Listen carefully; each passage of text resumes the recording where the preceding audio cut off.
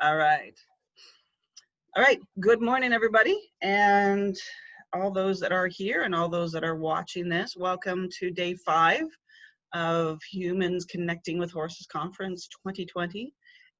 We are so thrilled that you are here today, that you've been watching some of the other sessions or come to the other sessions, that you've supported sort of the equine work. You've come to hear that voice of the presenter, but you've come to hear the voice of the horse too, and the wisdom of the horse. And that is what equine leadership is all about, is sharing on as many platforms as it will evolve into, and it already has evolved into, is sharing that voice of the horse, because we really believe that the horses have a model of living that that teaches us to be, when we really look at that that model, and when they're allowed to just be horses, that model can teach us so much, and and the world can be a better place because of it. I really do believe that, and that's sort of that bigger picture thinking where I come from. But that being said, I would love to introduce you to my friend Debbie La-Haye. I have had the opportunity to sit with Debbie and talk to her, and Debbie, over to you. We are going to do some breakout rooms today, so actually, sorry, Debbie, let's go in. Let's ask our one question first. We'd love to know about if you have horse experience or not, as far as, or do you have horses or not, or are you able, do you have horses you interact with, not necessarily your own? Can you just put a Y or an N in the what is that, chat box?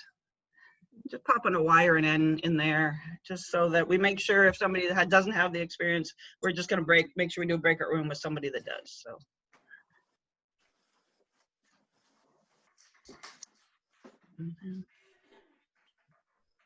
Get everybody to put that in there. That's fine. And then, did you want to mention about if people don't want to go into a breakout room? Yeah. Excuse me. Yeah. Yeah. Everybody okay with going to breakout rooms?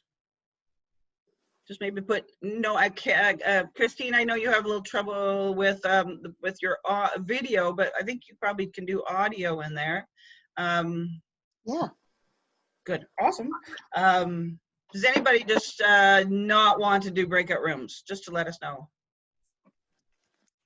That's awesome. Okay. Okay. That's great. Thank you for that. And I assume everybody's okay with the breakout rooms unless I hear from you. Okay. So Debbie, I'm going to hand this over to you. I'll watch the chat there if anything more comes up. And Debbie, I hand the platform over to you. Thank you. So I'm Debbie, and thank you all for showing up today. It really has been. We've just been chatting about community, haven't we? And it really feels like that. And so exciting that we've all been drawn together by just our love of horses, and watching the presentations earlier this week and seeing those kind of common threads weaving in and out of the presentation, and feeling like we're communally sort of going down the same path. It is inspiring. So this wonderful conference came about from Linda's idea about humanity needs the horses, and this connection between humans that humans need to feel with horses. So let's dive straight into that relationship and ask this question. We might need the horses, but do the horses know that they're helping us? Okay, there's no doubt that horses help people, right? Okay, lots of us have experienced it, lots of us have seen it, and that's not in question today. We'll take that as a given. The question is, what we want to explore is there some kind of conscious offering from the horses? So I'll start by introducing myself, which will give you a bit of an insight into why this question is of such interest to you. So my name's Debbie La-Haye, and together with my family, I run a therapeutic horsemanship centre. Okay, Linda, this is interesting because I should be able to move the PowerPoint like I did just now, but I can't. You might have to come off your screen. Your Shall I see sure. if it works with the cursor? No. No, you might have to come off speaker view, or you might just have to decrease the size of it. That's fine. Let's have a look.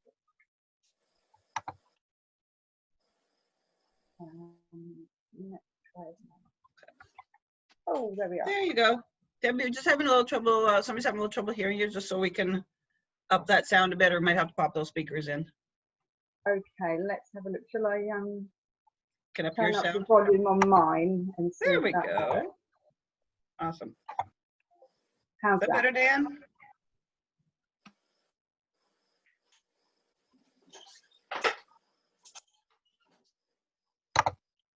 Okay, is that working?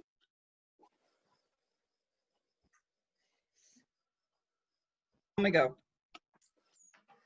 How's it? Can you hear me, Linda? Oh, yep, much better. Yes. Okay, brilliant. All right.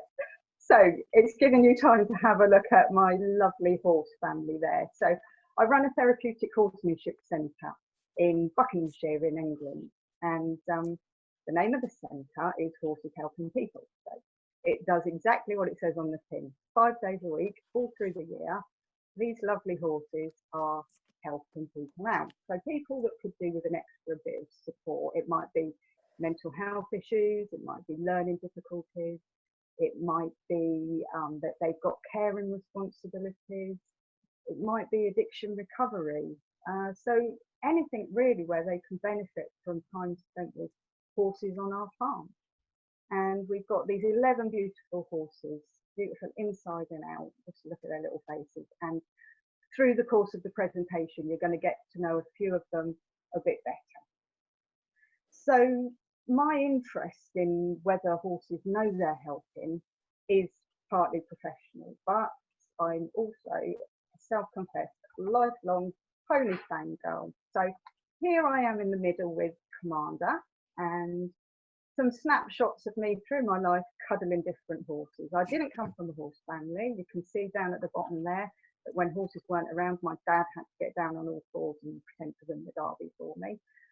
But if I hadn't got horses around, I just stalked other people that had. There's me at the stud farm with a lovely thoroughbred mare. And top right is the first day that I actually got my own pony. I still can't believe that that really happened.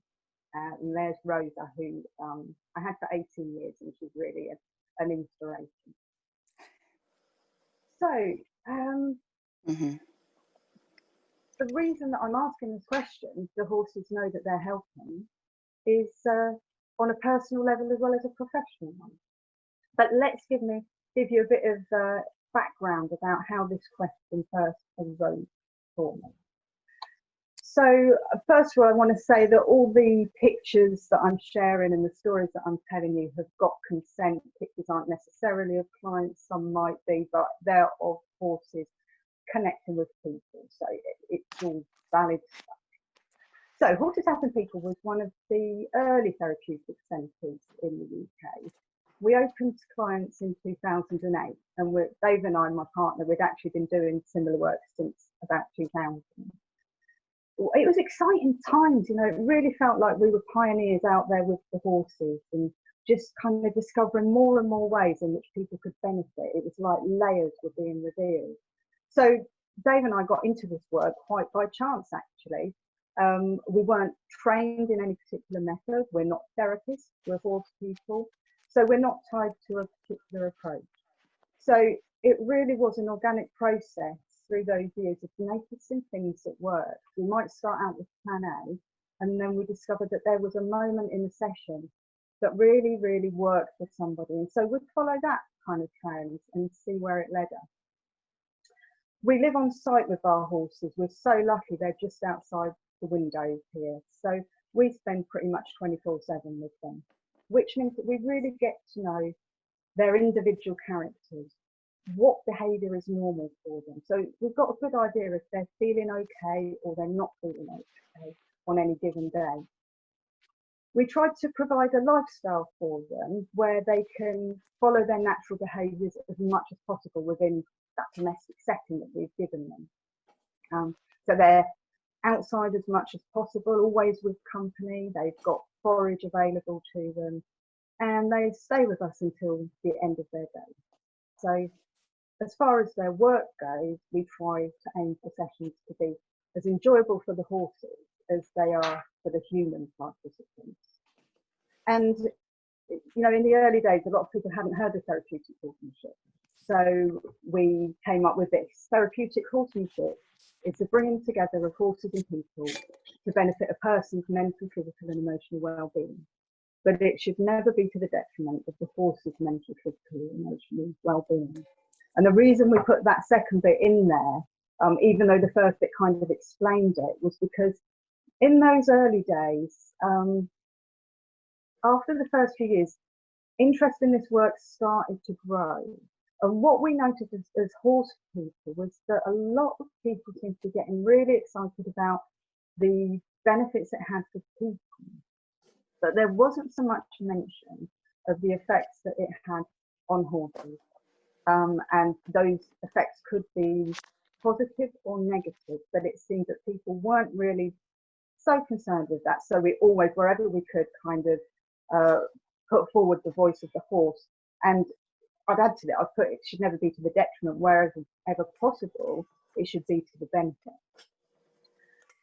Okay, so we carried on accumulating stories of how people have been helped by visiting the farm, and you know, it was an enjoyable time, and we were constantly on the lookout for ways that we could improve life for our horses, both in their living environment and in the format of our sessions.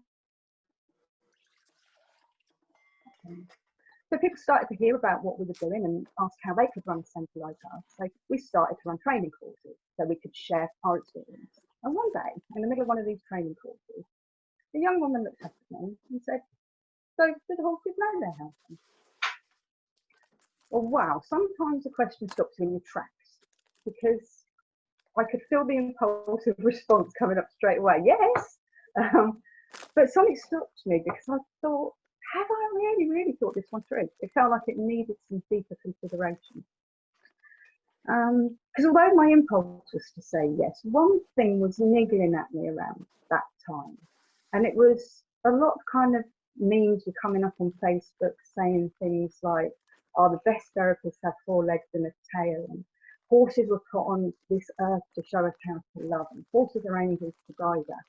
And whereas part of me kind of agrees with that, it was like a double-edged thing, really, because we were bigging up horses with these superpowers. You know, they're not just beasts of burden, they have these superpowers. But all those superpowers were being mentioned in the service of humans. They're here to guide us. The voice inside me was going, no, they're here to be horses. That's what they're here for.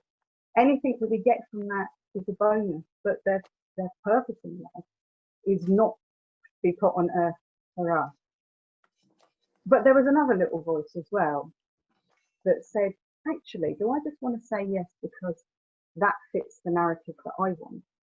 Because it feels really nice, right? If we say we're working in partnership with the horse, it makes it seem like they want to do it. That story feels good to everyone. It feels good for us, it feels good for the people taking part in the session. But is anything really that straightforward? So, for the next few months, I asked everyone I could think of if they thought the horses knew they were helping. If there was a conscious offering of help from the horse, was that something that we could get to the bottom of? Remember, there's no right or wrong. Today is really about a continued exploration of that. So if people said, no, I don't think they know that they're helping, then fair enough. The implication of that is that our horses are just participating in these because we ask them to do so. I mean, conditions them to act in a certain way. And that could be through positive reinforcement training. It doesn't have to be that they're forced to do it. Debbie, sorry, I'm just going to jump in here. Your sound is muffled again a bit.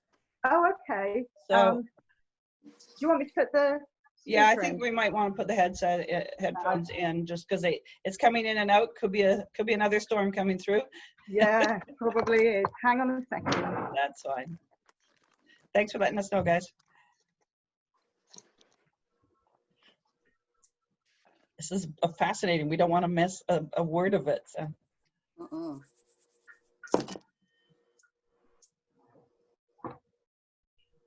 Is that any better? Yeah, good. Yeah. Okay. Yep, brilliant. So,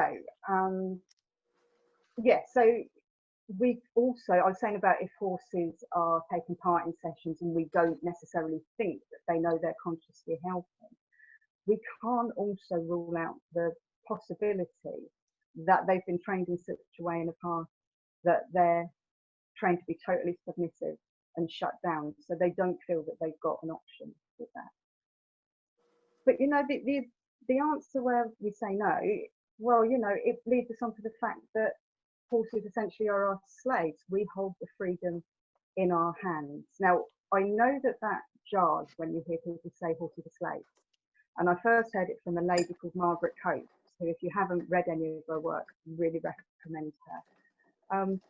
But she's right, in as much as however much we try and give them their natural behaviours out in the field, however much we have them barefoot, track systems, all the rest of it, we are still the ones that hold the freedom.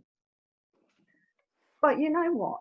It's really common in our cultural upbringing to say, that's okay, as long as we're looking after the animals and meeting their needs, then non-human animals are there to serve us. However, a lot more people were answering, yes, I do think they know they're helping. So then I'd ask, what makes you think that? What, have you got any examples? What about what motivates them? If they're consciously helping, why would they do that? So we started looking for evidence. How can we really know? So horses can't verbalise, not in our human words. So can we interpret their physical and energetic communication to answer this? It's a complex question, isn't it? And often it's hard for us to read their communication cleanly without adding our own stuff into the mix and maybe picking up what we want to pick up. Maybe an animal communicator could work for you, but you've got to find a good one that you can trust, and it's not everyone's cup of tea. So let's keep questioning and see what we can find out from the horses. Okay, maybe none of us can actually know the answer because we're not horses and it's not our lived experience, but we can carry on exploring. And it led to some really interesting debates. So for example, amongst volunteers at Horses Helping People, what motivates them as humans to help? And can we attribute any of those same motivations to horses? So what I'm going to do now is I'm going to give you 6 examples of people being helped by horses at our centre. And remember, the fact that they help is not in question, it's whether they're consciously offering help. I'll offer you my take on the situation. And after these examples, we're going to invite you, if you want to go into breakout rooms, to talk about any experiences you might have had. So my first one involves Tushunka. Now Tushunka is a beautiful Appalachian mare that's lived with us for a long time. She's got a particularly close relationship with my partner Dave. And in the early days of Horses Helping People, there was a local school for teenage boys with emotional and behavioural needs. And they wanted to bring boys to us, but they didn't have the money to fund it. So the local authority said, yeah, okay, we might fund it, but we want a trial session first to see if this is going to work.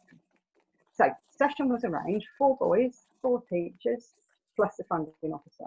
2 days to prove this could work. 2 hours to prove that this could work. So no pressure. It was a cold day, snow on the ground, and the school chose their participants purely based on who had managed to get into the rural school that day. So it wasn't particularly handpicked, it was just we worked with who was in front of us. And they were introduced to us pretty much as 2 boys with ADHD and 2 boys with anger management issues. They were all round about 13, 14 years old. We chose to do a session based on making a good connection with a horse. We wanted to keep it simple for the amount of time we've got. So Tash was in the round pen with Dave by her side. She wasn't halted or held, she was just stood loose. I sat round the edge of the round pen on hay bales with the boys and the teachers. We kind of introduced the idea of horse as a prey animal and humans as predators, and ways in which we might gain the horse's trust. And part of this process involved the boys partnering up and approaching each other in a way that could be non-threatening. But At this point, one of the boys particularly was being, you know, cocky in that way that 13-year-old boys can be. And he was liking to show how scary he could be. All the teachers were noticeably tense at this point. And then it was time to involve Tash, who throughout this process has stood patiently at Dave's side watching it on. We asked the boys to come forward to Tash one at a time, to say hello to her, stroke her, and go and sit back down again. The first boy, one of the ones with ADHD, came forward quietly, calmly, stroked her, sat back down again. Good job. The next boy got up. It was the cocky one. He walked towards her, Tash turned and walked away. Now, I expected him to say, "Stupid horse, what's the matter with her?" But instead, all the bravado fell away, and this little boy said, "Why doesn't she like me?" So they've worked with him to be able to regroup, reapproach with a new intention, and with Dave's support, he managed to stroke Tash nice and calmly, sat back down again.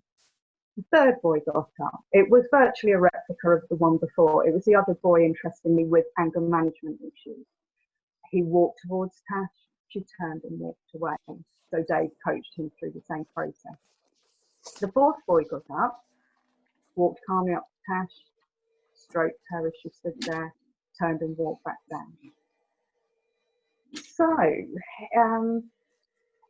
the teachers couldn't believe it. They were like, "Oh my goodness, I can't believe the boys have changed their behaviour so quickly." But I thought, well, fantastic. But what happened next was actually, I found even more interesting in a way, because remember, it was snow on the ground, and I said to the boys, "Time for a break," and I expected them to run off to get a hot chocolate. But actually, they'd remembered that I'd told them we'd got a foal in the yard. And they said, actually, can we go and see the foal instead of having a hot chocolate?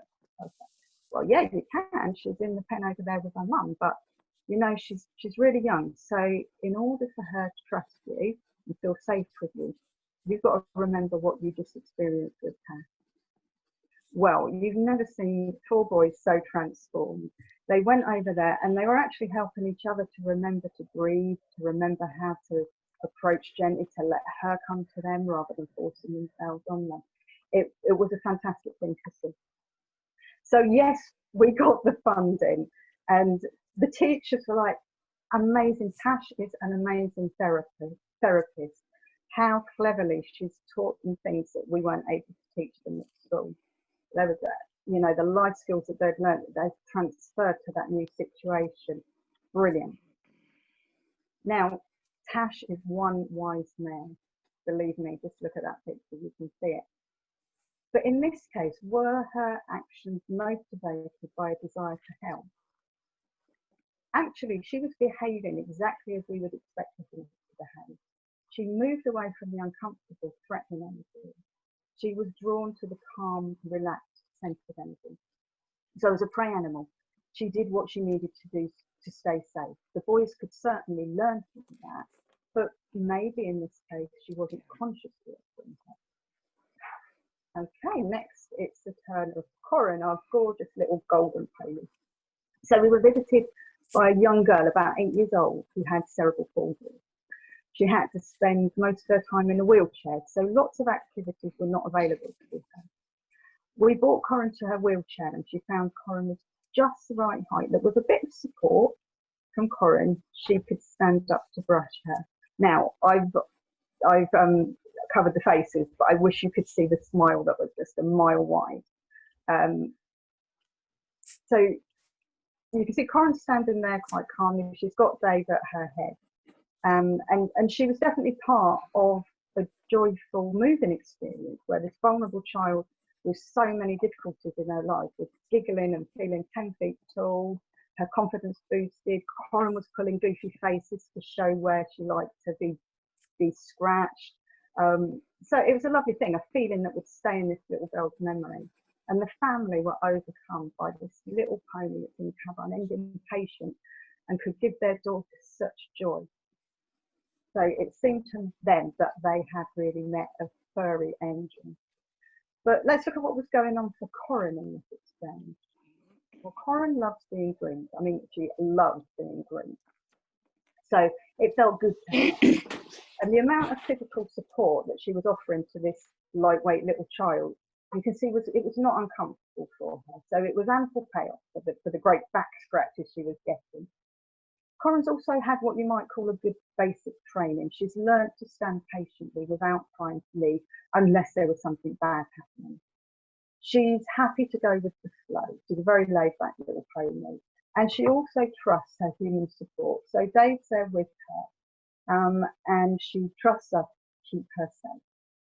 So grooming Corin certainly provided a magical experience for that little girl.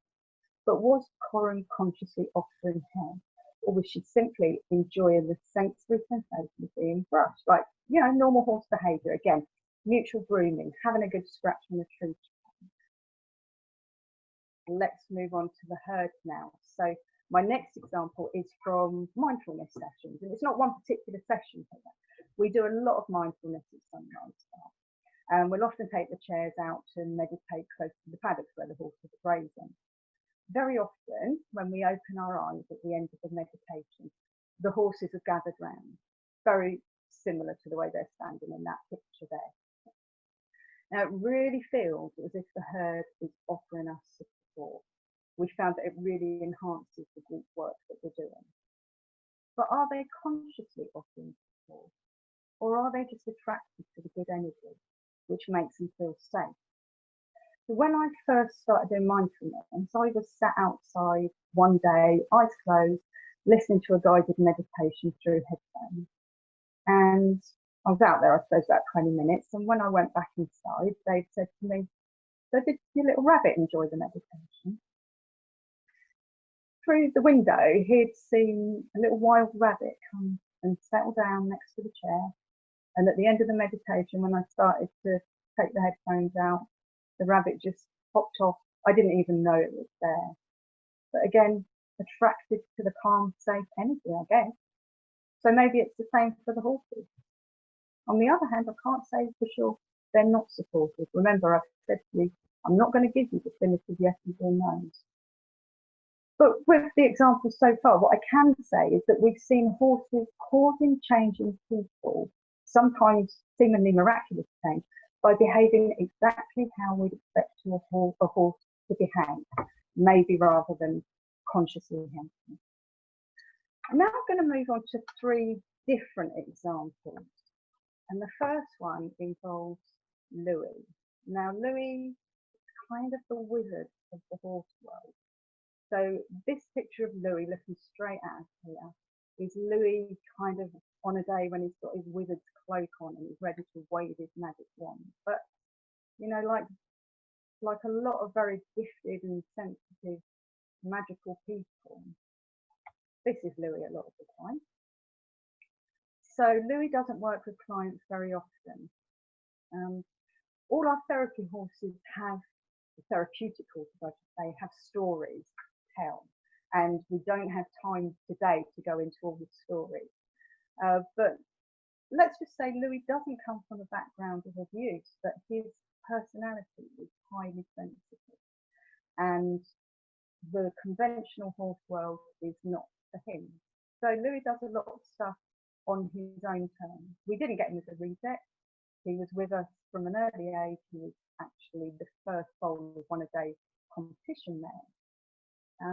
And he was destined for a competition career himself originally for Dave, but that wasn't going to work out. He didn't have the kind of aptitude for that. Our lives took a different turn anyway. But we decided, you know, Louis could just live life being a horse. And sometimes if he wants to participate in sessions, he can. But this particular story involves a lady that came to us with no horse background. And she actually wrote up her story for a magazine. So I'd like to just read it to you as she wrote it. So Jilly struggled through life with various mental health issues, including depression, eating disorders, borderline personality disorder, and bipolar. Her mood can drop very quickly, making her feel alone and like self-harm. She's tried conventional counselling and psychology, been in hospital 6 times, and spent 2 years in day services, all of which helped her to a point, but only to exist, not to move on. While on holiday in Cornwall, she came across a group of horses on the cliff tops. She'd always loved the look of horses, but found them frightening. Something about this particular group of horses moved her deeply. For a while, she watched them looking out to sea, and remembers feeling in awe of them. When she later returned home, Julie told her support worker about the horses, and she in turn told Julie about horses helping people. I've never felt confident around people, and I thought that if I pushed myself to face my fear of horses, which are big animals, it might help me with groups of people, said Julie. I hoped that getting some sort of connection with horses could help me to manage stress better. I often arrive at horses helping people feeling stressed, and always leave feeling calmer. My mental health nurse said it's the first time in 7 years that I've spoken positively about something. My most memorable moment at Horses Helping People was with Louis. Debbie and I were standing at the field gate discussing working with one of the younger horses. I was feeling at my lowest since coming to Horses Helping People. I was feeling so alone and sad inside. Suddenly, Louis, the quietest member of the herd, appeared. It was as if he sensed my feelings, and when he reached me, he put his head against my chest. I felt massively comforted by him. It was as if he could read my mind. The connection was so profound that I started crying, but he wasn't at all distressed by it and just stood quietly beside me. Louis was better than any counsellor I've ever had. I didn't have to say a word. He just knew how I felt. We stood together silently for what must have been more than 20 minutes. Eventually it was me who broke the connection, and Louis just quietly walked away. Now I use that memory to draw strength from whenever I feel low, and I will never forget what Louis did for me. Horses have given meaning to my life at reason for existence, as they replace the turmoil in my head with peace. The horses are just there, free and getting on with their lives. They're not aggressive hunters, they're just beautiful. Before going to Horses Helping People, I had no idea how much they could give. Okay, now obviously I was there during that. And what I'd like to say about that interaction, which still gives me shivers when I read about it, is that Julie had only been coming to us for about 5 or 6 weeks. And remember, prior to that, she had no previous horse experience. And when Louis came over, he came from the other side of the field, away from the herd, and put his head in her chest. And when I saw the tears start, I kind of mentally checked in that she was okay, that she wasn't distressed, but I could see that it was tears of release. So I just took a step backwards from it and let the situation happen. I didn't know it was going to go on for over 20 minutes, but it did. And at the end of it, I gave her obviously a moment to regroup. And the first thing I did was validate for her what an extraordinary experience that was. Because remember, 6 weeks before, she'd never properly met a horse. For all she knew, this could just be what they do every day. But as I stood there with them, I thought, my goodness, this woman is getting more of a profound connection with a horse than most horse experts get in a lifetime. And yeah, when she told me about how it felt, amazing. This idea that, you know, it felt like he could read her mind, he could sense what was there. So that's that one. We're now going to return to Tashunka. So you'll remember Tash from the session with the teenage boys. Now this time it involves a DJ from the local radio station. I was driving home one day, not long after we'd set up Horses Helping People, flicking through the channels, and I heard this radio presenter say, regular listeners will know that I've got a fear of horses, and this is the year I'm going to do something about it. So I thought, well, okay, I'll get in touch. We've worked with quite a few people that are wary of horses, so if they mention us on the radio, that's a bit of publicity for the work we're doing. Fantastic. Well, it turned out he'd got a proper phobia. I mean, when he came out for the first session, he checked before he came that there would be no horses within sight of where he parked the car. And when he got out of the car, we sat him on a bench and showed him a couple of pictures of horses, and he was just a quivering wreck. I mean, for a DJ who spends his life talking to people, he couldn't talk. It wasn't good.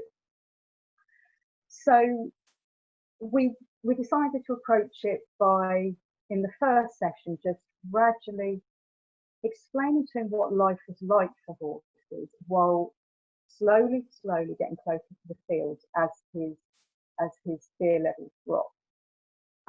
He thought that horses were big predators out to get him. So as he discovered that they were prey animals and they'd got more reason to be afraid of him, perhaps, than him of them, things started to change. But I mean, his phobia was so severe that by the end of the first hour, we'd managed to get from the calf park and the stable yard to there was a stone on the floor that was about 20 yards from the fields where the horses were. And for him, that was huge. That was enough for one day, because he was closer than he'd ever been before. And, you know, that alone had taken it out of him. So he returned the next week, and this is where Tash stepped in, because we took him back to the stone, the 20-yard stone, where he'd finished the previous session. And Tash came down. Again, she came away from the herd, and she came to the gateway where she could get closer to him, about 20 yards away. And she fixed him with her stare. Now, he wasn't ready for this. He was like, why is she looking at me like that? He didn't think this was going to end well at all. But we got him to look at her body language, that she'd got those pricked ears, those eyes that were drawing him in. But her body was soft. And we reinforced the idea that, you know, she was a prey animal. She wasn't a threat. Now, remember, this was a guy that, when he was doing his sports reporting, would drive detours around town to avoid the police horses at football matches. So, yeah, he's got a problem. Okay, so gradually, it was like Tash drew him in. He was almost resisting it, you know, he was still fearful, but he couldn't stop that pull. And gradually, over the hour, she just waited. She waited patiently, ears pricked, soft, steady presence, just as she is in that picture. And Luke couldn't take his attention off of her. So it was a mix of fear and fascination, really, as he slowly, over about 3/4 of an hour, moved the 20 yards towards her. We coached him through the idea of letting her come to him. She'd kind of come as far as she could, but rather than just reaching out for her, he held his hand towards her, which was, well, going outside his comfort zone. And he felt her breath on his hand. And he was barely able to believe it was happening, but he reached out and touched her. Oh, it was a really emotional moment for all of us that were there. But he needed to get to that point to overcome his fear. And I really think it would have taken a lot longer if it had been a situation where maybe I'd been holding a horse on a head collar, or even standing with the horse and me inviting Luke over. It was Tash that drew him in. It was Tash that helped him to overcome his fear. So that moment, because of that, was far more profound for him. The next week he returned for his final session, and he said, "Where's my Tash?" And then he said, "I can't believe I've just called a horse my Tash. Because before last week I'd have called every horse a spawn of the devil, but now I'm saying my Tash." So it was a real turnaround. And he spent his last session with the herd in the middle of the field, with the herd loose around him, with him stroking them. So quite a turnaround for him. So let's look at how Tash had achieved this. She'd stepped towards the uncomfortable energy. Now, Luke's energy might not have had the anger of the teenage boy, but it was scattered, it was fearful, it was resistant. I mean, in the scale of flight or fight, you know, he was ready to fight if he got outside his comfort zone. It was not calm, relaxed, and safe. So Tash wasn't carrying out the behaviour we'd expect from a prey animal whose priority was to stay safe. And my final story involves beautiful Lexus, who's now sadly passed, but she came to us later in life. I'm going to cut this one a little bit shorter because I could talk all day about these stories. But she came to us after a really successful competition career, and owners had tried to retire her, but she said, no, I'm not ready for this. So they called us to see if there was a job for her. And she arrived off the trailer. We hadn't even seen her. I'd seen a photo, and something about the photo just made me say yes. So she stepped off the trailer and looked around and said, say, okay, I'm here, let's get to work. Now, our process with new horses is that we give them as much time to settle in as they need to. We don't introduce them into sessions straight away. We let them watch sessions from a safe paddock or a stable, always with a calmer, relaxed horse by their side. They can see the sessions taking place, so they can see that the horses in the sessions are happy and relaxed. There's nothing to worry about. Some of our visitors with the severe learning difficulties have some unpredictable behaviours, and there's lots of different energies coming in from the different groups or different individuals. So they learn to realise that there's not a threat, and we're going to keep them safe. Normally it takes weeks, possibly months, and even after years there may be some situations that the horses are not ready to go into. All of them are individuals, all of them are different. That's okay, that's not a problem. Lexi declared the day after she arrived that she wanted to take part in a mindfulness workshop, so she did. And within the first week, she was in the stables alongside Pam when we had our visitors from our local school for teenagers with severe learning difficulties. Now, the boy that came down that afternoon had even more challenges than most. So he's a big lad, 18 years old, well built, always came with 2 support workers. He had frequent seizures, mini seizures, and he hadn't any verbal speech. So the discomfort and the frustration combined meant that he could often react unpredictably to situations. When the school asked if he could come, they told us that if he got off the bus, we were on to a winner. Now, prior to Lexi coming, he'd been coming down to us weekly for a few months, and he'd got off the bus each time and walked up and down the track, which was great. So, so far so good. But he wasn't interested in the horses. We'd offered him a connection with the, our most tolerant horses, very calm energy horses. No, not interested. And that's okay. We don't force connection. That's not true connection, so we don't force it. Well, we didn't think we forced it until Lexi arrived. She had other ideas. So I looked across at the stable as this lad was walking up and down the track, kicking stones, making some random noises. And she was there, body alert, ears pricked, but she wasn't worried. She was straining at the door, trying to get close to him. I thought, well, this is interesting, but I wasn't intending to bring her out to the session because I hadn't worked with her in enough sessions to bring her to one of the most challenging seasons. But she wouldn't let it go. So I said to the support workers, look, I'm going to bring Lex onto the arena. I'm just going to walk around a bit. Thomas is outside the arena. I'm just interested to see what she does. Well, I took her onto the arena. No, she wasn't going to walk around. I was wasting their time. She wanted to be down the end where Thomas was. And if I didn't mind, she wanted to be outside the fence next to Thomas' seat. So I said to the support workers, look, I think Lexi wants to come and see him, but I'm just going to bring her out on a loose rein. If I need to take her away, I can. We were all aware that Thomas sometimes reacts unpredictably. My plan was that I was going to take Lexi to the grass next to the track where Thomas was walking, and if he showed any interest in coming over, okay, we'd see where it went.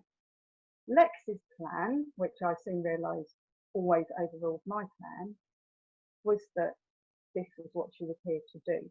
So she just walked up to the tall, well-built lad, and she put her nose on his ribcage.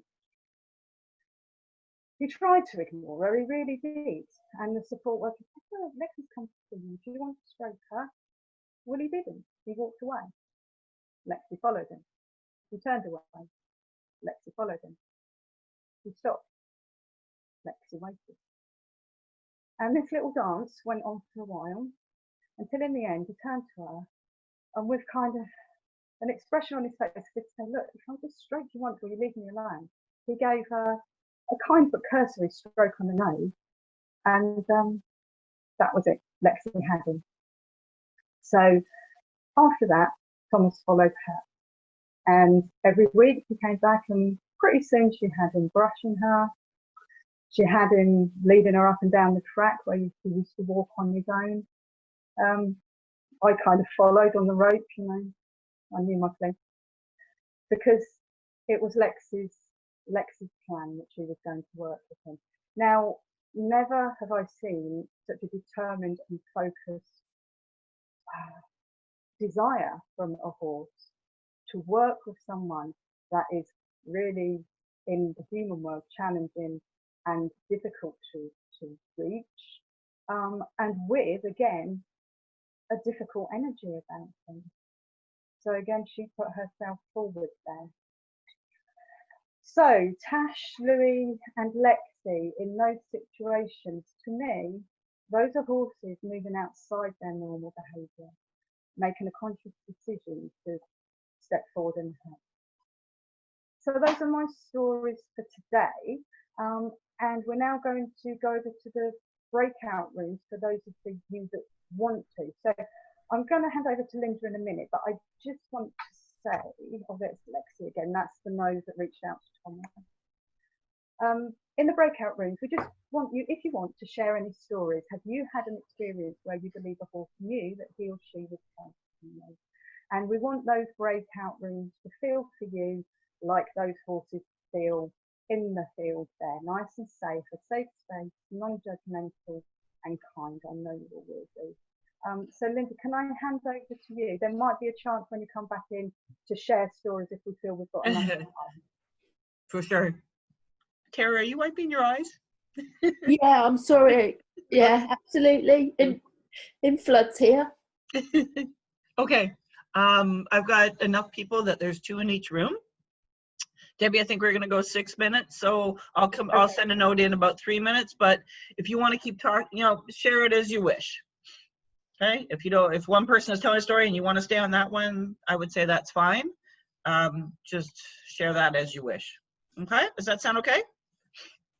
All right. So I'm going to send you to breakout rooms now. I've tried to pair up so those that don't have as much horse experience, maybe you're with somebody that has, but if you have a story you want to share or you want to comment on one of these, then certainly do so. Okay, ready? Let's do it. And Christine, I put you in a room, but Christine, well, you might be on just audio only and not video, which is just fine. All right, let's go. You'll have to just accept that you're in the rooms.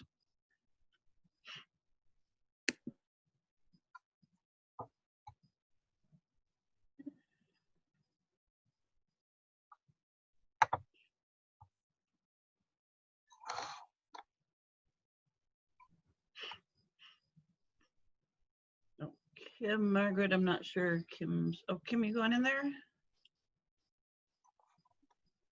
Yep, everybody's in. Okay.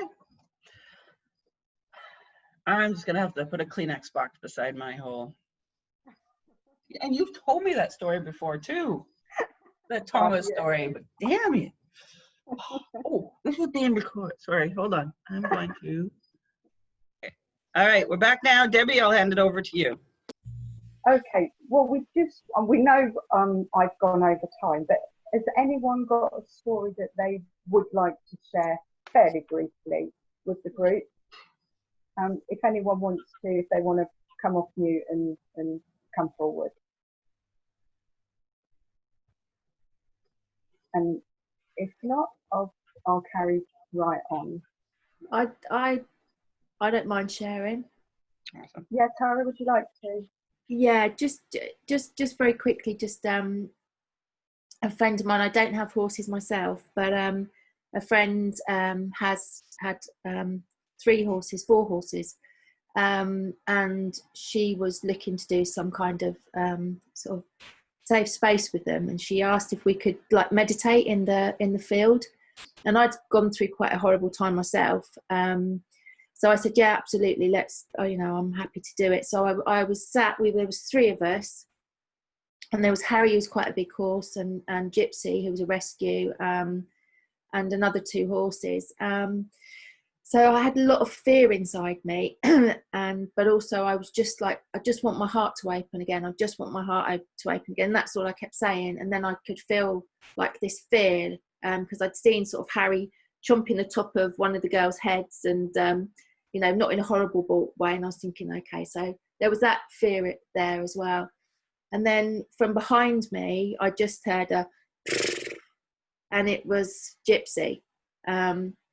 And I just felt like she was letting me know that she was coming up behind me before, and she started to really gently nibble on my back, which is like the level of the heart chakra, and I just melted. I just melted and just you know, was just crying, and but I really, whether that's my because I want to believe that they do know that they're helping us, but I just thought, well, you know, she could have just come up and just touched me, but she let me know she was there. Maybe I don't know enough about horses, maybe that's what they do anyway, but my sense that it was just that she just knew. So yeah, really, really grateful. I think that's why I've kind of been in tears with, you know, this sharing, because yeah, thank you so much. Thank you. Thanks, Tara. Yeah, if you want to go on mute again, and I'll carry on. But thanks for sharing that story. And sometimes you don't need to know enough about horses. You just need to know the horse in front of you, heart to heart. So hope you kind of enjoyed reflecting on your experiences there, and maybe you'll continue to do that. I can actually see myself again now, which I couldn't for the previous bit of the presentation. So I apologise if I was kind of going all over the place before, but I'm going to kind of go on now to wrap things up, although it will take about 10 minutes. As I said earlier, I can't give you a definitive answer to this question because I'm not a horse. But for what it's worth, when we had all our discussions at Horses Helping People, these were the conclusions we came to. So for us, the answer is still yes, but. So let's have a look at the yes first. It's yes because we've seen too many examples over the years of horses stepping outside expectations to offer people what they need in that moment. We've seen this with horses we know well, so we know what their normal behaviour is. And remember, our horses are with us a long time, sometimes more than 20 years. And although I shared professional stories today, I have seen it in my personal life as well, so I've experienced it. What might be their motivation? Well, again, through discussion, so many of us came up in different ways with the idea that it seems to be about rebalancing energy, a sensing that there's energies that need to be adjusted. And it felt like us that somehow this was for the greater good. I mean, whether it's the greater good for the safety of the herd, or whether it's a bigger picture than that, I don't know, but there was the feeling that it was for something bigger. We feel that the individual motivation might vary. Like with Tushunka, she seems to act in a very nurturing way. With Louis, who again is in the picture in front of you, he seems to sense the familiar experience of kindred sensitive souls. It's like a shared thing. However, there is a but to this, because we don't think every interaction between horses and humans involves a horse consciously helping. So if you think back to the examples I gave you where people were helped by the horse simply by the horses behaving in a natural way, like when Tash walked away from the energy of the teenage boy. And there's nothing wrong with that. It's just, you know, maybe we shouldn't have an expectation that the horses that can do it every time. some horses do seem to step forward consciously more than others. And I think sometimes it's down to different personalities. Sometimes it could be because they're carrying their own trauma, and that makes it difficult for them to step forward for other people. With the horses that I've mentioned that do step forward, it's not going to happen every day in every session, because horses vary from day to day, just like people. Now, this is all fascinating stuff, right? I hope you find this subject as interesting as I do. But does it really matter? If we're saying that people are being helped anyway, does it matter if horses are consciously helping? Well, it might. So for those of us that run a business where we offer time with our horses to improve people's well-being, it might affect the format of the sessions we offer. It seems to me over the years that I've noticed that sometimes we get in the way of what horses can offer. We've noticed that the most profound exchanges that happen between a horse and human happen when there isn't planned stuff going on. If you look at the way Louis came across the field to Jilly, who was going to work with a different horse entirely. Tash, who came across the field to the DJ with the phobia, that's not what we had planned for that day. Lexi, who was supposed to be settling in for a few weeks, she'd got stuff to do. So not one of those happened as a planned part of a session. It can be a pressure when you're running a session. I really understand that. I'm not sitting here smugly saying we get this right, because I feel that pressure, sometimes as a facilitator, where you might be under pressure to get a result from each interaction. Some people want a message from the horse, a profound wisdom. We might end up setting up human activities to involve the horses in. We might even find our own stuff tempting us to create a narrative that's not really there, to project our own stuff, to read into a situation what we want to get out of it, instead of really noticing what's going on in front of us. And what that does is it blocks the clean space that's needed for the horse to step forward and offer what's going on in the horse's life, what they've really got to offer. I suppose what I'm saying is the harder we try to set it up, Linda, perhaps it comes back to simplicity here, as we were talking before. The harder we try to set it up, the less likely you'll have a horse stepping forward with a pure offering. When that pure offering does happen, it's magical. It's magical in the old-fashioned sense of the word. There's forces there. And, it doesn't generally come in a message of wisdom from the horse. It's more of a felt experience. It's something that happens within the body. It causes a shift inside, which is profound and long lasting.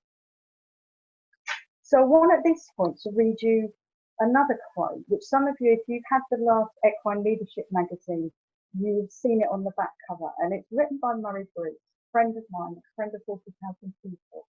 He's an incredibly talented poet and has a total gift of words.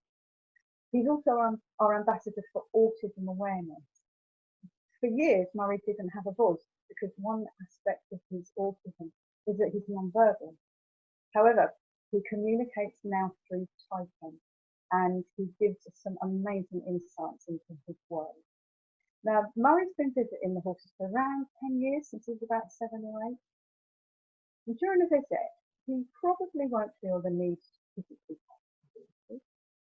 He can't, of course, connect with them through the spoken word, which a lot of neurotypical people might be their first kind of connection. He might choose to stand in a stable that's separate to the horses. So to an onlooker, it might not seem like there's much connection because they can't see it. But here's Murray's description of those encounters. Sometimes I don't want to go, to just be in the same area as the horses, because they breathe understanding into the air, and it fills me with warmth and immunity against ignorance. The horses are dear souls in an autistic world. They breathe understanding into the air. Wow. So That's a profound energy connection that doesn't rely on physical touch, it doesn't rely on physical demonstration, but it's there. It's there nonetheless. And I'm so grateful to Murray for giving me that insight, because what it makes me think especially about is the idea that when horses step forward to help, we, the facilitators, may not be involved at all. We may not be aware that it's happening. The horses don't need facilitators to do their work. So, getting back to asking if this stuff really matters, maybe another reason is because we might find ourselves questioning more deeply the ethics of involving horses in these sessions. Maybe some sessions or in this work at all. Very often people will tell us that their horse will be a brilliant therapy horse because it's helped them through a difficult time, in their shoulder to cry on. But just because a horse in a one horse, one person relationship might offer their familiar human some kind of support and compassion, does it make that okay to assume that they can do it for other people? Does taking something that works on a personal level become exploitative when you expect them to do it on demand for a succession of strangers? And, you know, while I was putting this presentation together, it just resonated with me, something of the Black Lives Matter movement, where we've been hearing from people saying, just because I'm the only black person in the office, I'm now expected to be the voice of black people, to provide you with a black viewpoint on every issue. Just because I'm a horse, do I have to be the voice for the horse, have to let up every day and always give you healthy movement? So I think, as much as anything, the exploration that we've sort of gone through today is about our relationships with horses, both personal and professional.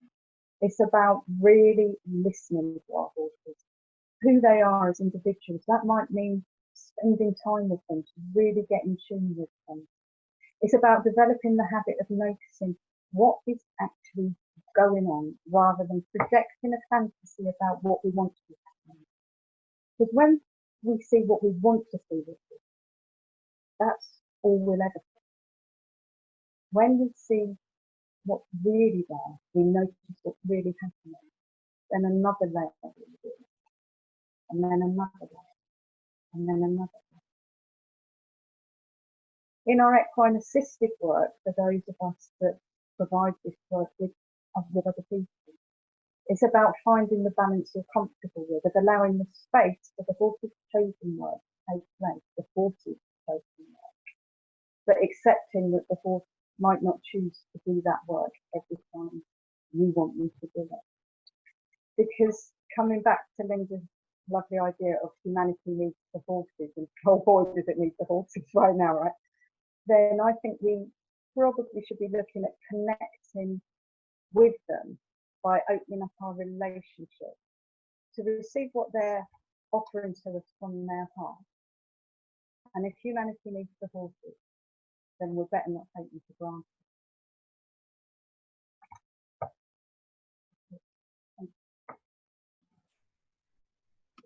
Debbie, I would love to bring this up as a group if we can, to maybe if you stop your screen sharing and let's come up as a group. I think this is worthy of questions if people have questions. And so if people want to come off mute, I know Kim had written something down. I don't know if she wants to share it verbally, but if you want to come off onto video and onto audio, and yeah, let's see if you have any questions, thoughts.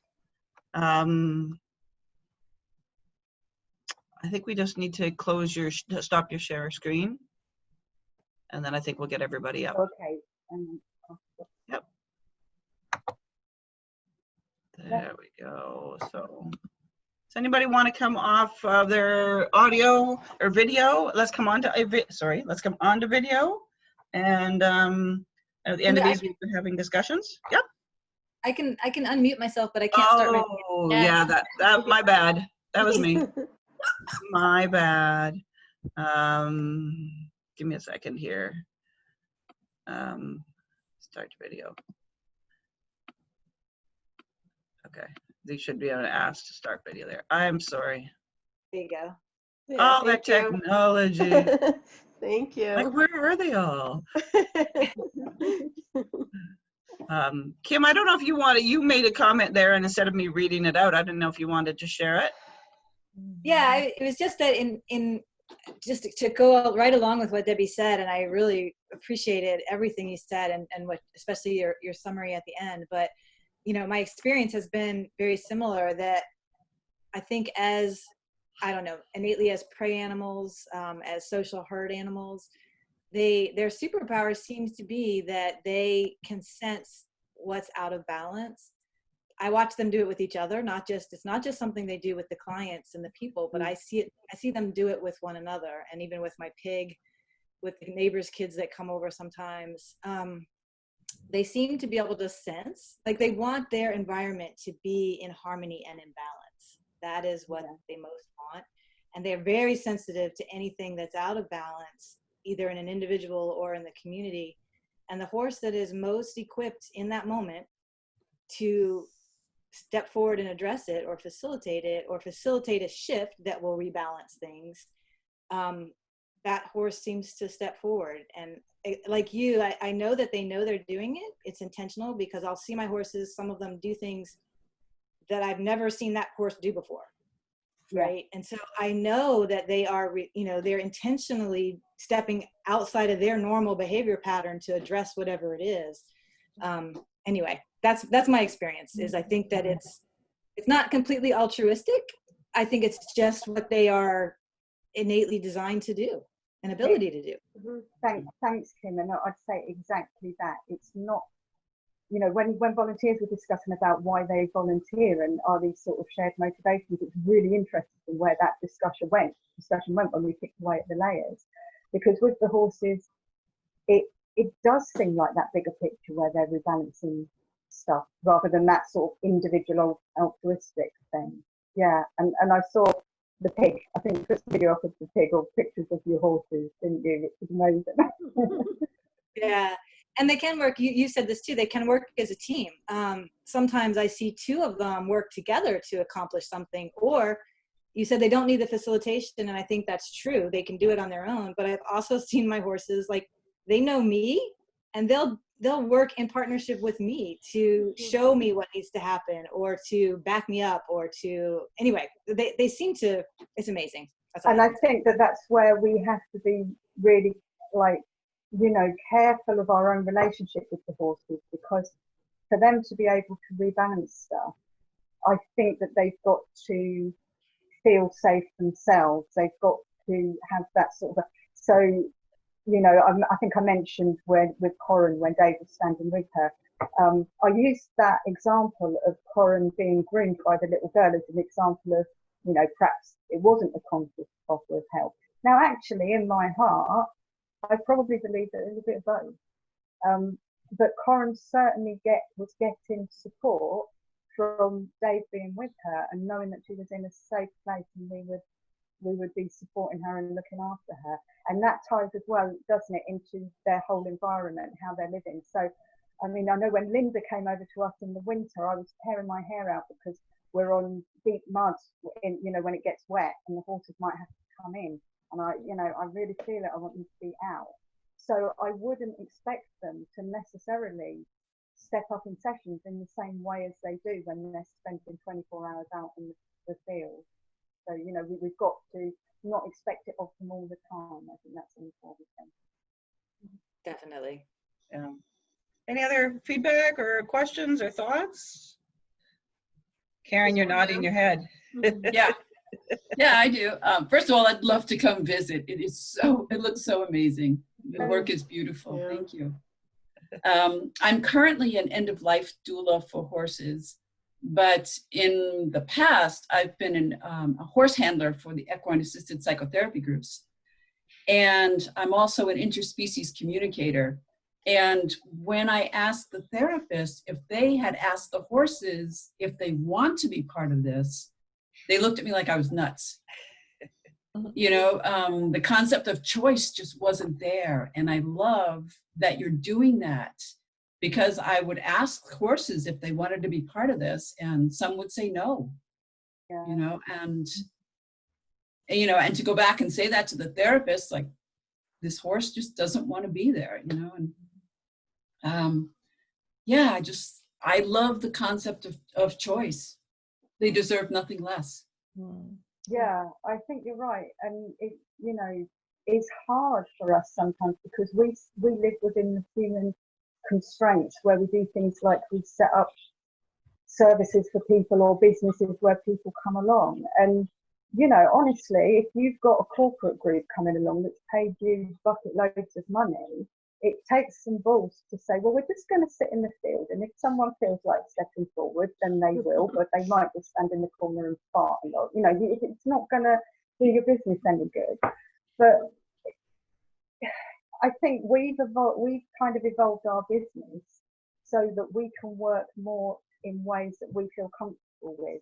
So we work a lot with one-to-ones, and we work a lot with long-term rather than one-off groups,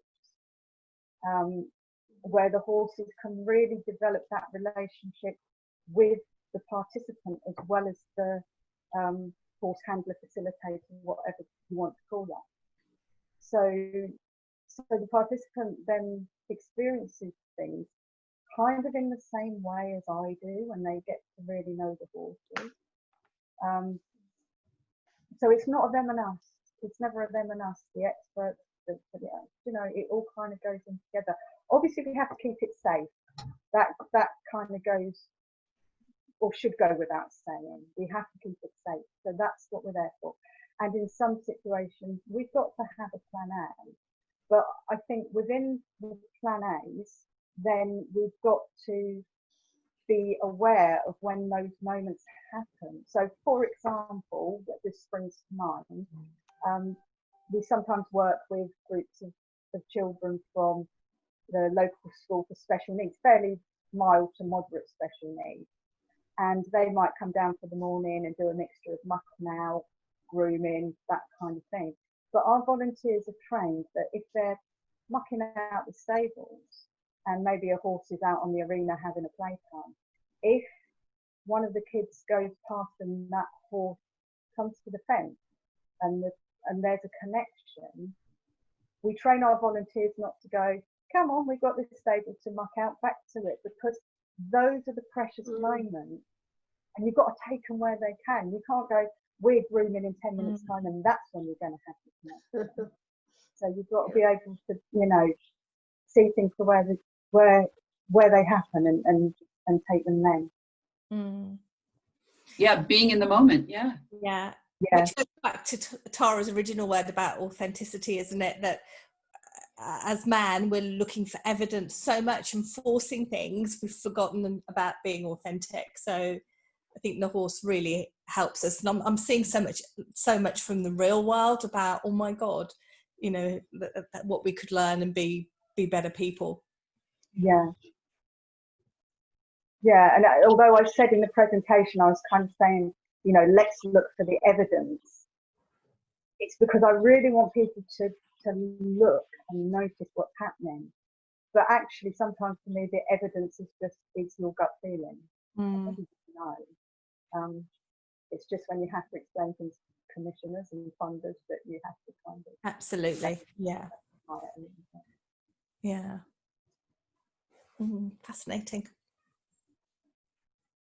You're on mute. Sorry. When I visited Debbie in January of this year, I was really taken back and learned how much, Debbie, you let it flow. And when a person comes, it flows for them, not for you. And it was beautiful. And at first I felt in me going, well, this should happen or that should happen. It's like, and you were like, no, it's, if that child wants to come out today and help feed the goat or feed the sheep, like that, letting that happen and not pushing at anything. It was. And Murray has really been an inspiration to me with his insights to a non-verbal world, because it's so easy to make assumptions for people. And of course, every time we're working with vulnerable people, it's the same as how we are with the horses, because, you know, it's so easy to step in and take their power and take their special moment. But, you know, Murray's told us there beautifully what a profound experience it is for him when he's with the horses. What more justification do you need than that? Nothing. So that has helped, because believe me, when I first started doing this all those years ago, I had plan A, I had notes, I had, you know, plan through to Z, because you don't have that confidence when you begin with. I had a love of horses, and as I say, I wasn't trained in any particular method, so it was just a case of you know, providing people with things. We knew that horses were wonderful to be around, so Dave and I, both horse people, both kind of had horses in our lives, got into this work by chance, and we wanted to share that. Simple as that. So we had to have a framework within which we could share it.